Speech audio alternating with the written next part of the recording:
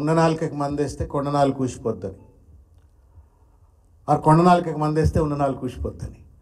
అట్లా ఈరోజు కేంద్ర ప్రభుత్వం యూజీసీ రెగ్యులేషన్స్ను అమెండ్ చేస్తూ మొత్తాన్ని విద్యా వ్యవస్థను విధ్వంసం చేసేటువంటి ఒక కార్యక్రమంలో పడుతూ, ముఖ్యంగా ఇవాళ దక్షిణ భారత రాష్ట్రాలకు సంబంధించిన విశ్వవిద్యాలయాలు కావచ్చు, లేకపోతే ఇక్కడ ఉన్నటువంటి ఒక అధ్యాపక వర్గం, రీసెర్చ్ స్కాలర్స్ కావచ్చు, విద్యార్థులు, అధ్యాపక వర్గం, వీళ్ళందరినీ కూడా వాళ్ళ భవిష్యత్తును విధ్వంసం చేసేటువంటి ఒక దుర్మార్గమైనటువంటి ఒక అమెండ్మెంట్స్ అన్నీ కూడా దీంట్లో ప్రపోజ్ చేసినారు. వీటిని పూర్తిగా కూడా ఇంతకుముందు పెద్దలు వినోద్రావు గారు చెప్పినట్టుగా ఫెడరల్ వ్యవస్థను విధ్వంసం చేస్తూ విశ్వవిద్యాలయాలు అంటే ఇప్పుడు సదరన్ స్టేట్స్లో ఉన్న విశ్వవిద్యాలయాల్లో ఉన్నటువంటి ఒక లిమిటేషన్స్ను అర్థం చేసుకోకుండా ఒక నియంతృత్వ ధోరణితోటి టాప్ డౌన్ అప్రోచ్గా ఇవాళ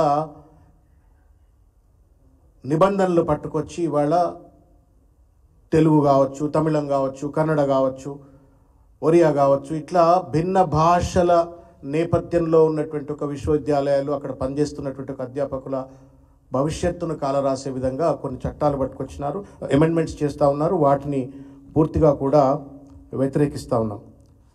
కార్పొరేట్ పద్ధతిలో మెట్రిక్స్ పట్టుకురావటము, లేకపోతే రీసెర్చ్ ఫండింగ్ కనుక వాళ్ళు సెక్యూర్ చేసుకోగలిగినట్టయితే వాళ్లకు ప్రమోషనల్ ఆపర్చునిటీస్ ఇవ్వటము, రిక్రూట్మెంట్లో ఆపర్చునిటీ ఇవ్వటము, లేకపోతే వాళ్ళు స్వతహాగా ఏదైనా ఎంటర్ప్రినర్షిప్లో ఉన్న, వ్యాపారంలో ఉన్న టీచింగ్ ఎక్స్పీరియన్స్ కంటే కూడా రీసెర్చ్ ఫండింగ్ తెచ్చుకుంటే వాళ్ళకు అవకాశాలు ఇవ్వాలా.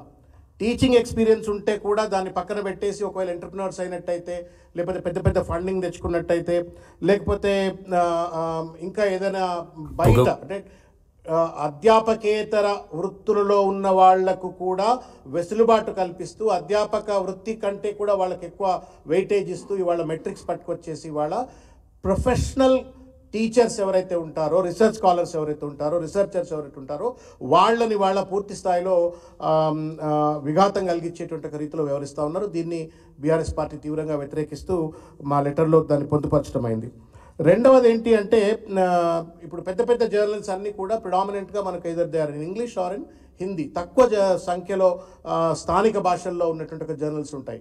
కానీ కేవలం పెద్ద పెద్ద జర్నల్స్లో పబ్లిష్ చేస్తేనే వాళ్ళు ప్రమోషన్కు అర్హులనేటువంటి ఒక రీతిలో యూజీసీ నిబంధనలు పెట్టడం వల్ల ఇవాళ తెలుగులో అంత పెద్ద పెద్ద జర్నల్స్ ఉండవు, లేకపోతే ఒరియాలో ఉండవు, కన్నడలో ఉండవు, తమిళంలో ఉండవు.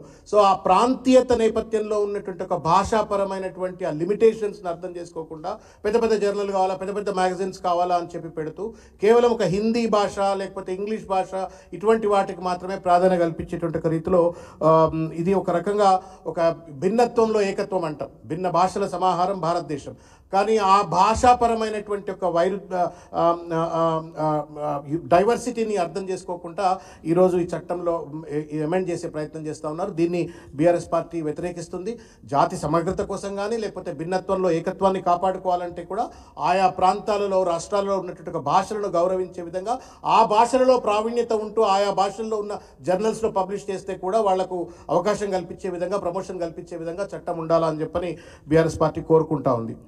రెండవది ఇంకొక ముఖ్యమైనటువంటి ఒక అంశం ఏంటంటే, ఇవాళ భారతదేశంలో స్వాతంత్రం వచ్చి ఇన్ని సంవత్సరాలు జరిగినప్పటికీ కూడా, భారత రాజ్యాంగం అమలై ఎన్ని సంవత్సరాలు అయినప్పటికీ కూడా దురదృష్టవశాత్తు భారత రాజ్యాంగం పూర్తి స్థాయిలో అమలు కాదు. సామాజిక న్యాయం ఏదైతే సోషల్ జస్టిస్ అనేటువంటి ఒక కాన్సెప్ట్ ఏదైతే ఉందో ఆ కాన్సెప్ట్ విశ్వవిద్యాలయంలో అమలు కాదు.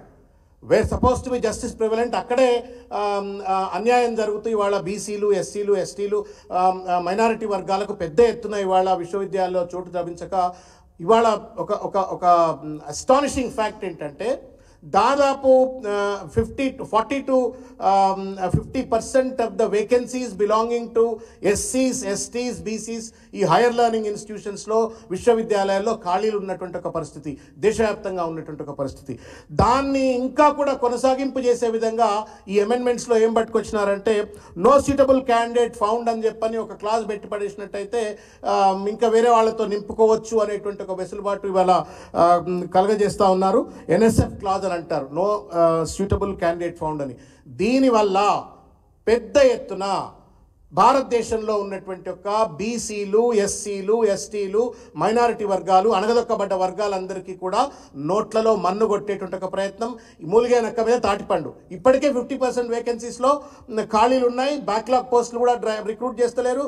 మెరిట్ ఉన్నటువంటి వాళ్ళని కూడా రిక్రూట్ చేస్తలేరు. సీరియస్ డిస్క్రిమినేషన్ జరుగుతుంటే మళ్ళీ ఈ ఎన్ఎస్ఎఫ్ అని చెప్పని క్లాస్ పట్టుకురావటం వల్ల మొత్తానికి చదువుకున్నటువంటి ఒక బీసీలు, ఎస్సీలు, ఎస్టీలు, మైనారిటీ వర్గాలకు ఉద్యోగాలు విశ్వవిద్యాలయంలో రాకుండా పోతుంది.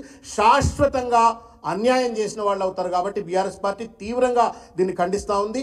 ఈ వెంటనే ఈ ఎన్ఎస్ఎఫ్ క్లాజ్ను అమెండ్ చేస్తూ ఎక్కడైనా బీసీ, ఎస్సీ, ఎస్టీ రోస్టర్ ప్రకారంగా ఖాళీలు ఉన్నట్టయితే వాటిని భర్తీ చేసేటువంటి ఒక స్ట్రింజెంట్ మెజర్స్ పట్టుకురా వచ్చేది పోయి మళ్ళీ ఎన్ఎస్ఎఫ్ అని చెప్పని ఒక వెసులుబాటు కల్పించేది చేయొద్దు. నేను ఒక చిన్న ఎగ్జాంపుల్ చెప్తా.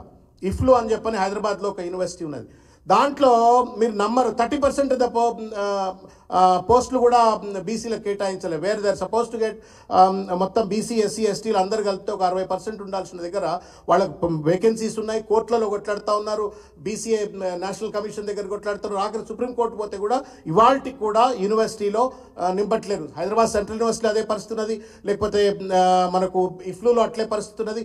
అనేక ఐఐటీస్లో అదే పరిస్థితి ఉన్నది. విశ్వవిద్యాలయాల్లో ఇవాళ బీసీ, ఎస్సీలు మన్నుగొట్టే విధంగా ఈ రకమైన క్లాజ్ పట్టుకురావటం అవుతుందో ఇది అన్యాయం. దీన్ని వెంటనే పరిగణలోకి తీసుకోవాలని చెప్పని బీఆర్ఎస్ పార్టీ తీవ్రంగా ఖండిస్తూ ఈ యొక్క లెటర్లో పెట్టడమైంది.